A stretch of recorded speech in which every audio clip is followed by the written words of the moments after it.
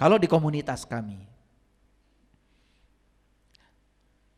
memelihara burung dalam sangkar itu saya anjurkan supaya tidak.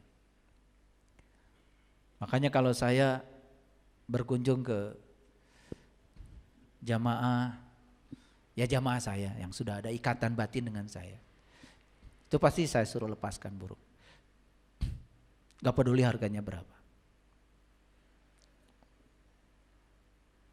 Ada yang bilang sama saya, lepaskan tuh burung. Mahal. Saya senang sekali suaranya, kalau dia bernyanyi indah sekali. Kata siapa dia nyanyi? Dia itu berteriak-teriak itu berdoa supaya kamu cepat mati. Memang kamu ngerti bahasanya itu nyanyi? Kata siapa nyanyi? Itu doa. Semoga kalau kamu mati atau segera kamu jadi sadar, maka dia bisa lepas dari situ. Kan dia ingin di habitatnya. Jangan lupa ya, kita mengkerangkeng makhluk, memenjarakannya.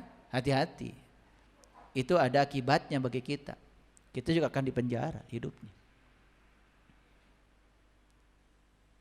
Punya burung di rumah? Ya, lepaskan.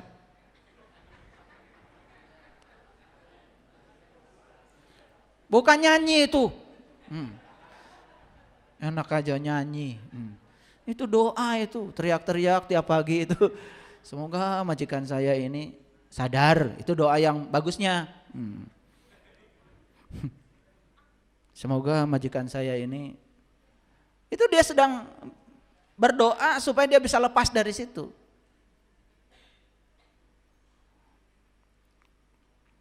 Jadi cinta itu, hadirin, itu daya yang sangat dahsyat. Cinta itu adalah daya tertinggi, kekuatan yang sangat dahsyat, yang meliputi, mengatur alam semesta yang tidak bertepi ini. Dan kita ini sebetulnya bagian dari daya itu. Cuman kita tidak sadar, karena kita ini tidak memantaskan diri. Kan kita suka bilang begini, Allah bersama saya. Tar dulu. Bener nih. Makanya kata-kata para sahabat Rasul itu kalau bilang hasbi Allah, hasbi Allah, hasbi Allah. Kata-kata itu ada energinya. Dia sudah manunggal, sudah bersatu, sudah resonansi. Sehingga apa yang dikatakan itu sudah menjadi satu keyakinan. Tidak ada sedikit pun keraguan. Aduh, kalau sudah sampai di titik itu kesadaran kita, kun fayakun itu terjadi di situ. Karena kita bagian dari daya itu. Coba sekarang, renungi Bapak Ibu. Bumi ini. Hanya debu kecil yang terapung-apung di semesta raya ini. Di galaksi Bima Sakti ini yang kayak bumi ini ada 250 miliar buah yang kayak bumi ini. Dan kita selama ini menganggap kehidupan itu hanya di debu kecil ini. Karena jarak antar planet, jarak antar bintang begitu jauhnya, ribuan tahun cahaya. Tidak bisa pakai kilometer, apalagi pakai meter, pakai ribuan tahun cahaya. Pakai tahun cahaya saking jauhnya. Dan kita lupa seakan-akan aturan semesta itu seperti aturan yang dibuat oleh kita di bumi ini. Sesempit itu sudut pandang kita. Akibatnya apa? Akibatnya kita tidak bisa keluar dari penjara yang diciptakan oleh pikiran kita sendiri.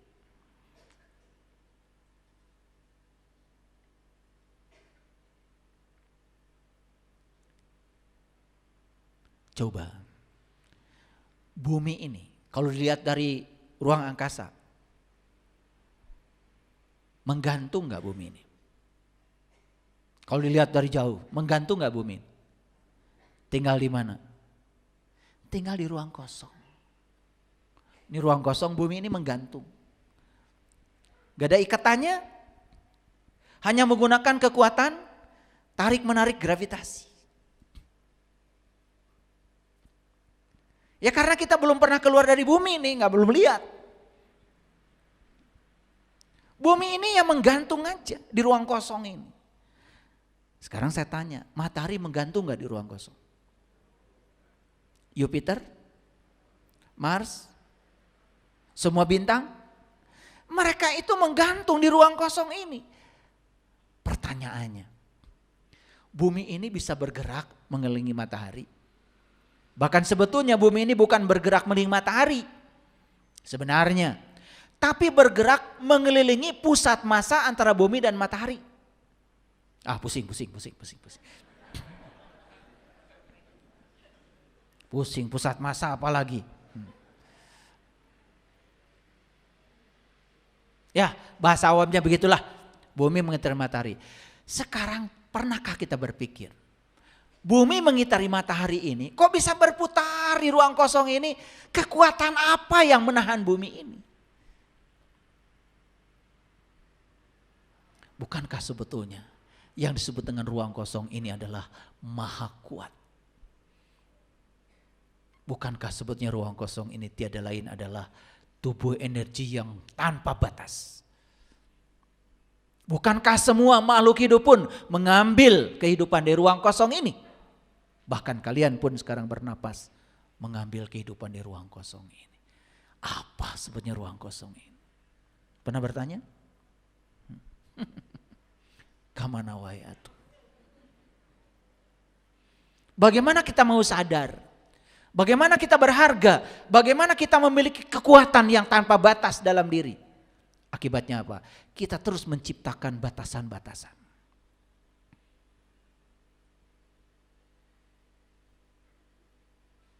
Tapi begitu batasan itu terjadi pada diri kita, kita menyalahkan pihak luar. Takdir Allah, apapun namanya. Yang paling gampang untuk disalahkan kan Allah. Kunaon sangsara? Takdir. Tos kieu, katang tosanti Allah. Tuh, Allah aja disangkanya begitu. Ya udah, kata Allah, aku bergantung sangkaan kamu. Kalau kamu posisikan itu begitu kepadaku, ya sudah. Selesai sampai di situ. Makanya susah. Bisnis ini gagal, bisnis itu gagal. Karena apa? Pikiran dan perasaannya tidak diubah. Temukan cara untuk mendapatkan kehidupan yang menakjubkan. Temukan sesuatu yang luar biasa tentang diri kita, hidup kita dan semesta. Hidup ini jauh lebih mudah dari yang kita sangka. Pahami bagaimana kehidupan ini berjalan dan sadari daya yang ada dalam diri kita. Sambutlah keajaiban itu sekarang. Pernah lihat pesawat? Bisa terbang di ruang kosong ini? Pernah berpikir? Pernah mikir? Mengapa begitu? Tuh.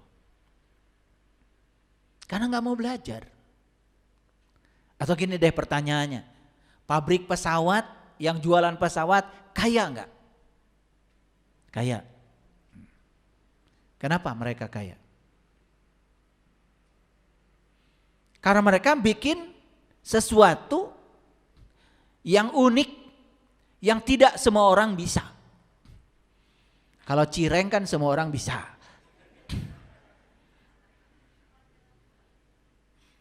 Karena unik, ciptanya unik, hanya dia yang bisa. Dan untuk mencapai penemuan tentang pesawat itu, apa sebetulnya? Para ilmuwan itu hanya menciptakan mesin yang bisa berselaras dengan cara hukum alam bekerja. Kenapa pesawat bisa terbang? Mesin pesawat itu kerjaannya cuma satu. Dia berputar supaya tekanan udara di bawah pesawat jauh lebih besar daripada tekanan udara di atas pesawat. Karena ada perbedaan tekanan udara di bawah dengan di atas, akibatnya apa? Terjadi namanya gaya angkat. Gaya angkat pesawat itu ditemukan oleh siapa? Mereka yang menyadari ada kekuatan alam yang besar di sini.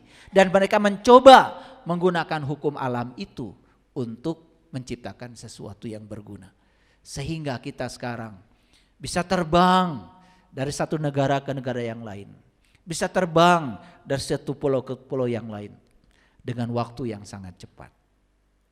Rata-rata kecepatan pesawat 700-800 km per jam.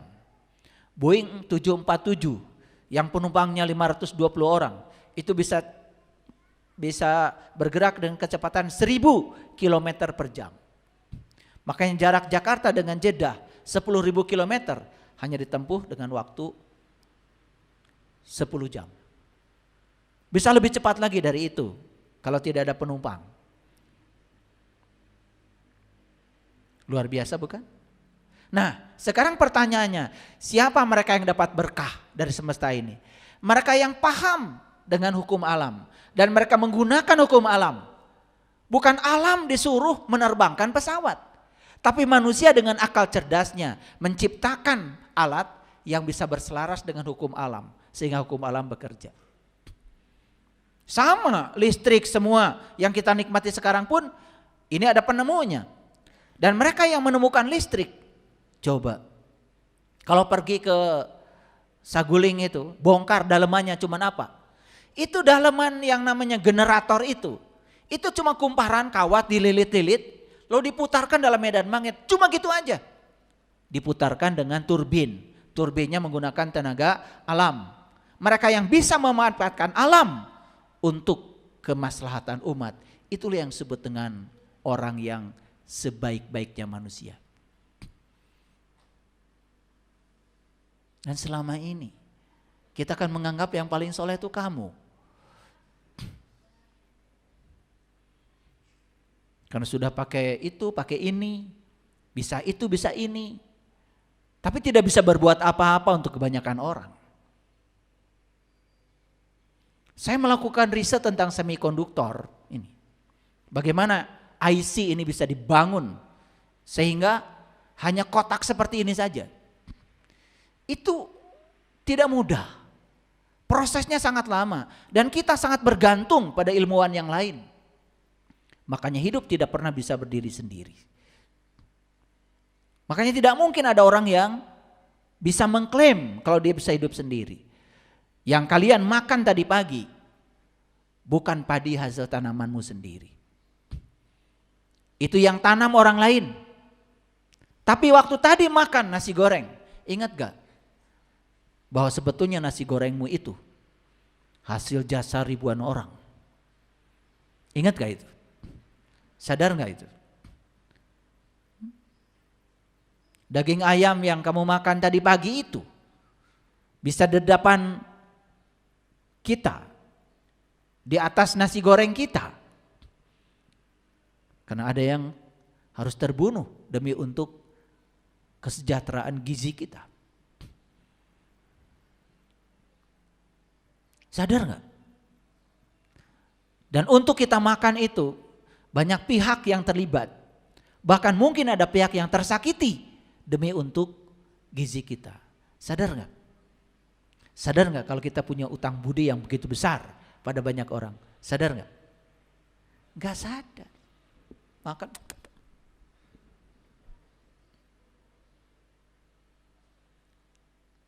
Coba sadar.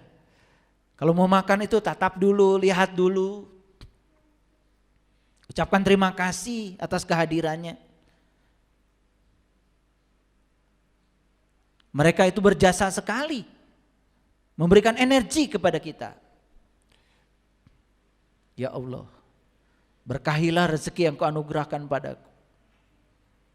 Kalau rezeki ini bermanunggal dengan tubuhku, kehadirannya rezeki ini pada tubuh ini semoga membawa berkah, sehat, kuat, sempurna. Untuk semua orang yang telah berjasa menghadirkan makanan ini, ya Allah, berikanlah karunia pada mereka. Hidupkan mereka dalam sejahtera, bahagiakan mereka. Saya tidak tahu ya Allah, satu-satunya mereka tidak tahu. Tetapi tidak mungkin beras ini ada kalau tidak ada yang menanamnya. Tidak mungkin beras ini ada kalau tidak ada yang menggilingnya. Tidak mungkin nasi ini ada kalau tidak ada orang yang ngasih pupuk, menjaga supaya tidak dimakan burung, dimakan tikus. Saya tidak bisa menyebutkan satu persatu ya Allah. Untuk tanah, air, api, udara, dan ruang ini yang telah berjasa menghadirkan satu butir nasi ini. Terima kasih, terima kasih, terima kasih. Coba belajar berterima kasih pada semesta raya.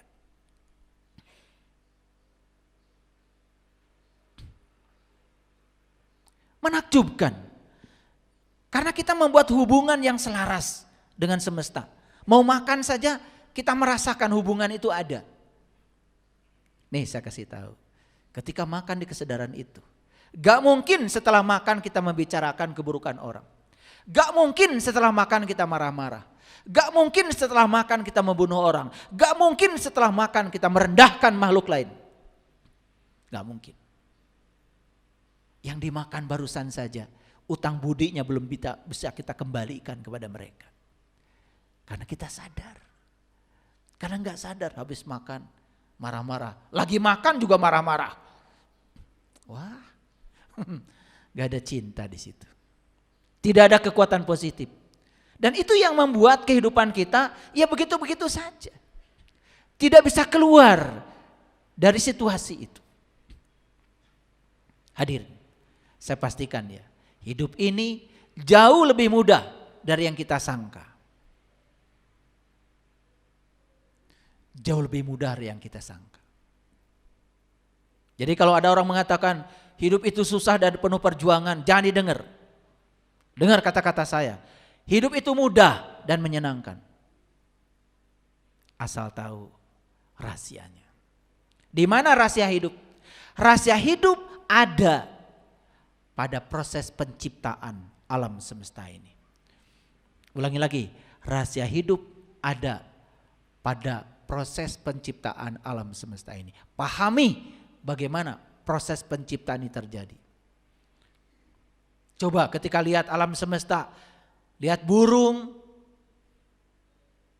lihat kambing, lihat sapi, lihat pohon. Apa komentarmu tentang itu semua? Pernah bertanya, terbuat dari apa mereka semua itu? Bukankah mereka semua terbuat dari 5 unsur seperti kita? Terbuat dari tanah, dari air, dari api, dari udara, dan dari ruang kosong. Bukankah mereka dengan kita pada dasarnya sama? Lalu apa yang membedakan saya dengan mereka? Apa yang membedakan saya dengan burung? Apa yang membedakan saya dengan sapi? Apa yang membedakan saya dengan kambing? Apa yang membedakan saya dengan kucing? Pernah bertanya? Pernah bertanya? Gak pernah bertanya. Kemana aja? Yang membedakan itu adalah sifat, akhlak, tingkah laku, dan perbuatanmu. Itu yang membedakan. Lalu pertanyaan berikutnya, kalau yang membedakan itu adalah sifat, akhlak, amal, perbuatan, perilaku, timbul pertanyaan lagi. Apa bedanya sifat saya dengan sifat kucing itu? Apa bedanya laku saya dengan laku kambing itu? Coba perhatikan. Kambing itu makan, tidur, makan, tidur, makan, tidur. Setelah besar, dagingnya cukup besar. Dia korbankan dirinya untuk kesejahteraan semesta raya.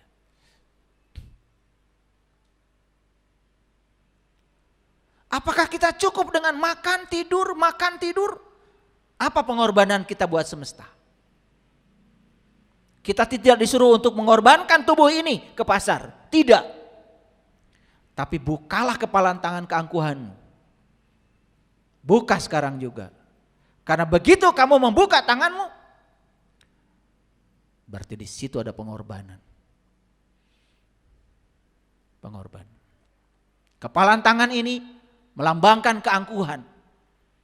Begitu dibuka kepalan tangan, berarti kita sudah siap untuk berkorban. Sekarang pertanyaannya, apa yang mau kamu sumbangkan dalam hidup ini?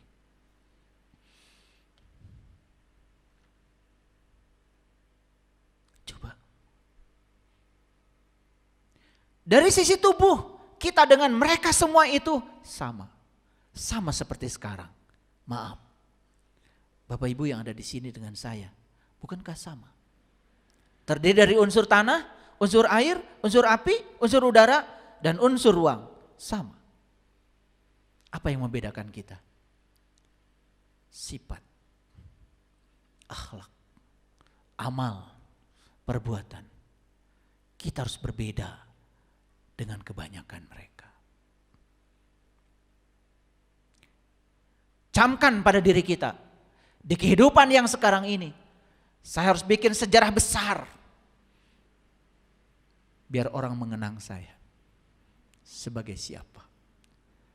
Karena kebaikan itu akan menjadi alamat wajah kita. Kita mau dikenang sebagai apa dalam hidup ini? Mau dikenang sebagai siapa dalam hidup ini? Keputusannya bukan besok, tapi keputusannya adalah sekarang. Saya harus beda dengan pohon pisang. Saya harus beda dengan hewan. Kalau saya cuma bekerja, mencari uang buat diri saya sendiri, makan, tidur, kawin, apa bedanya saya dengan mereka? Di mana letak perbedaan kemuliaan saya? Hadirin, semesta ini sekarang sedang menunggu kita semua, menunggu kesadaran kolektif dari orang-orang yang sudah sadar individunya. Semesta ini sudah hancur. Iklim sudah tidak bisa diprediksi lagi. Ada El Nino, ada La Nina. Banyak istilah-istilah baru. Dulu istilah itu tidak ada. Sekarang kemarau berapa bulan tidak menentu. Hujan berapa bulan tidak menentu. Permukaan air di laut terus naik. Darat semakin hari semakin berkurang. Es di gunung, di kutub sudah mulai mencair. Bahkan longsoran-longsoran es di kutub itu terjadi setiap detik. Kenapa? Karena suhu permukaan bumi meningkat. Akibat apa? Akibat ulah manusia sendiri. Allah tidak pernah menciptakan kerusakan. Yang membuat kerusakan di muka bumi ini adalah manusia. Dan mengapa di Quran Allah mengatakan, hai orang-orang yang beriman, janganlah kamu membuat kerusakan di muka bumi ini. Yang dihaikan orang beriman. Karena orang beriman itu harusnya tidak membuat kerusakan. Tidak membuat kekacauan. Kenapa kekacauan terjadi? Karena ketidakhadiran cinta. Di ruang ini, di ruang kehidupan kita, hampa dari cinta. Cinta tidak hadir. Hadirin, cinta itu tidak bisa diungkapkan dengan kata-kata. Namun cinta itu ada dan nyata. Kita perhatikan, cuma ada dua keadaan dari manusia hari ini. Ada yang cukup uang, sehat, hubungannya membahagiakan, pekerjaannya mengasihkan, mengalami hari-hari yang menyenangkan. Di sisi lain, ada orang yang kekurangan, tidak sehat, hubungannya menyengsarakan, bahkan pekerjaan mengecewakan. Setiap hari mengalami hari-hari yang menyengsarakan. Cuma dua itu aja manusia. Kenapa? Yang satu sudah menggunakan cinta dalam hidupnya. Yang satu belum menggunakan cinta. Bahkan dia tidak percaya kalau daya itu ada dalam dirinya.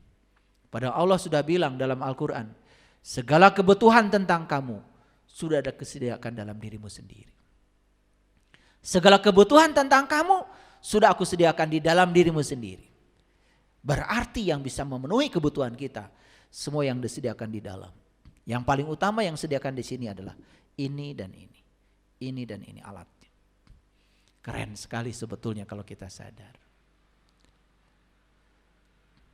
Mana yang lebih banyak dalam hidup kita? Ayo tanya pada diri kita. Positif atau negatif? Silakan tanya. Mohon izin.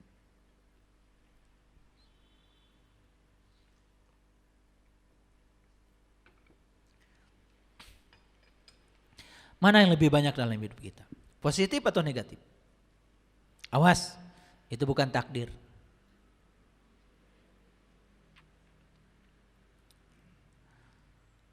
Kalau kita sudah bisa menggunakan kekuatan positif itu dalam diri kita, pasti hidupnya lebih banyak positif. Karena apa? Karena cinta itu sendiri adalah sumber segala sesuatu yang positif dan menyenangkan. Sebaliknya, ketiadaan cinta, pasti hidup lebih banyak yang negatif. Setiap orang yang menjalani kehidupan yang menyenangkan, karena dia sudah menggunakan cinta itu. Dan cinta adalah daya untuk memiliki segala sesuatu yang positif dan menyenangkan.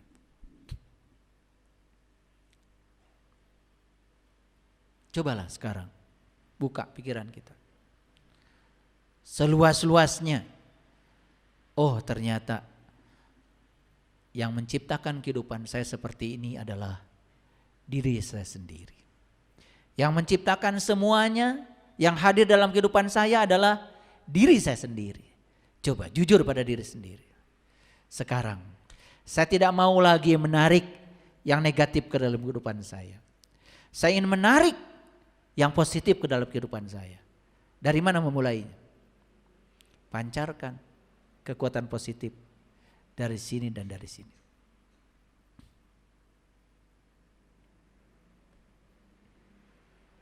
Karena cinta itu adalah kekuatan yang bertindak. Cinta itu adalah kekuatan yang hidup. Cinta itu adalah kekuatan yang bergerak. Dan cinta itu bergerak seperti gelombang. Tahu gelombang? Coba, kalau air dilempar batu, lihat permukaannya. Dia menyebarkan gelombang ke segala arah. Di sini tuh ada getaran. Di sini ada frekuensi, di sini ada vibrasi. Di sini ada sistem kelistrikan kita.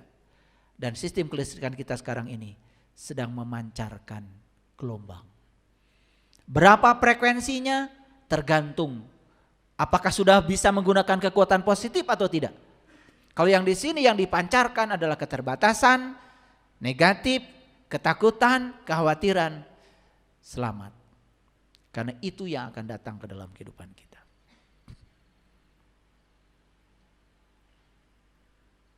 Sekali lagi, cinta itu tidak lemah.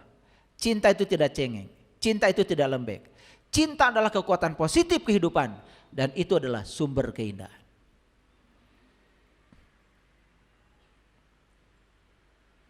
Jadi tugas kita apa sekarang? Menggunakan kekuatan itu. Mari kita jawab pertanyaan-pertanyaan ini. Apakah dunia ini akan ada kalau tidak ada kekuatan positif? Akan ada? Apakah kita akan terlahir ke semesta ini kalau tidak ada kekuatan positif?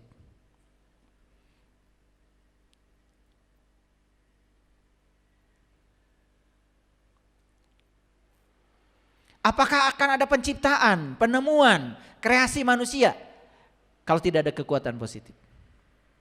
Apakah akan ada mic, laptop, HP, lampu? Coba, saya mau nanya, orang bikin mic ini, penelitiannya lama atau sebentar? Lama.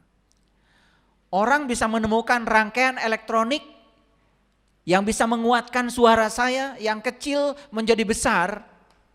Ini rangkaian elektronik. Lama atau sebentar? Lama. Perlu ketekunan dan kesabaran, bukan? Kalau orang itu tidak punya kekuatan cinta, mic ini gak akan ada. Kecil-kecilan aja. Apakah akan ada baju kalau tidak ada kekuatan positif? Akan ada? Apakah akan ada orang yang menanam kapas kalau tidak punya kekuatan positif? Coba bayangkan. Saya pernah pergi ke suatu negara, menyaksikan bagaimana dari panen murbei, kemudian muncul ulat, kemudian muncul kepompong, muncul kupu-kupu murbei, sampai kemudian menelorkan itu. Telur-telur yang jadi kayak kapsul, yang kemudian jadi butiran-butiran kapas. Itu ternyata itu cuma sebesar-besar biji beras. Jadi ternyata subhanallah, untuk jadi batik sutra, untuk menjadi baju sutra, untuk menjadi king coil, selimut, spray. Bayangkan ya, itu dari berapa juta butiran. Bagaimana setiap butiran itu dihasilkan oleh kupu-kupu itu. Kalau kita lihat prosesnya, subhanallah. Ternyata baju yang sutra yang saya pakai ini, prosesnya begitu luar biasa. Saya bertanya sekarang, kalau tidak ada kekuatan positif dari orang-orang yang punya kesabaran, ketekunan, apakah akan ada kain? Pernah lihat orang menenun? Satu benang, satu benang, satu benang. Betul? Terutama di pabrik tenun yang konvensional. Bukan pakai mesin. Waduh. Yang pakai mesin. Apakah ada kain ini? Kalau tidak ada orang yang bikin mesin tekstil. Coba satu mesin itu berapa ribu jarumnya itu. Betul nggak? Kalau tidak ada orang yang punya kekuatan positif. Dan siapa orang itu? Mereka yang ingin hidupnya bermanfaat buat orang banyak. Itu yang disebut dengan orang soleh. Itu yang dikatakan Rasulullah, sebaik-baiknya manusia adalah yang berguna bagi orang lain. Dan kita menyebut orang soleh jadi lain. Kalau sudah Iqra 3 selesai, soleh. Aneh, gak bikin apa-apa.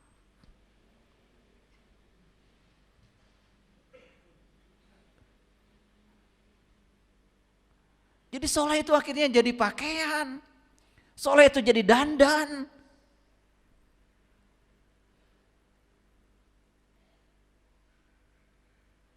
Hadirin. Orang soleh itu. Orang yang punya kekuatan cinta. Punya kekuatan positif. Yang dia pikirkan. Itu adalah pikiran-pikiran besar. Bagaimana menjaga alam semesta ini supaya tetap utuh.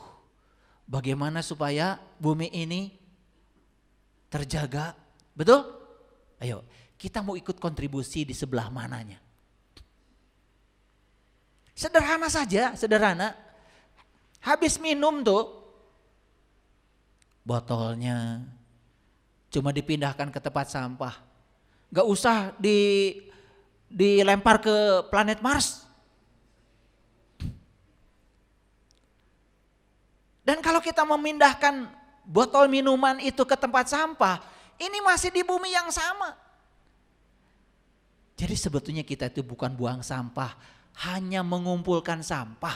Kalau buang itu harus dipindahkan ke planet lain. Gak usah repot-repot. Itu botol bekas minum, jangan dilemparkan ke Mars, ke Pluto, gak usah. Pindahkan ke tempat sampah. Ada sampah kering, sampah basah sudah dipilah-pilah. Kesadaran itu saja sulit. Betul nggak? Padahal kalau itu botol itu tidak kotor karena sejenis, kan gampang tuh pemulung. Pemulung itu berjasa loh menurunkan suhu bumi ini. Karena oleh pemulung kemudian ditampung di pengepul, masuk ke pabrik plastik, dibuat lagi jadi butiran-butiran plastik kecil. Dan nanti jadi botol lagi. Itu yang disebut dengan ekonomi sirkuler, bahasa sekarang. Itu yang disebut dengan ekonomi hijau. Yuk kita ikut terlibat aja di situ. Berarti kita sudah ikut berkontribusi. Nah lumayanlah kalau yang memindahkan botol minuman dari tempat minumnya ke tempat sampah itu. Bukan buang sampah ya itu, bukan. memindahkan, masih di bumi yang sama. Tapi memudahkan orang lain untuk memilah dan memilih, berarti kita punya cinta. Makanya sederhana saja, apakah kajian kita ini kajian kesadaran atau bukan? Lihat hasil setelah selesai kajian. Kalau banyak sekali air yang tersisa di cup minuman itu, gak ada cinta itu. Minum tuh yang bagus, habiskan. Nih saya kasih contoh cara minum. Cara minum harus kasih contoh. Ya, bismillahirrahmanirrahim. Terima kasih air, kamu luar biasa, kamu berguna. Cara minum begini.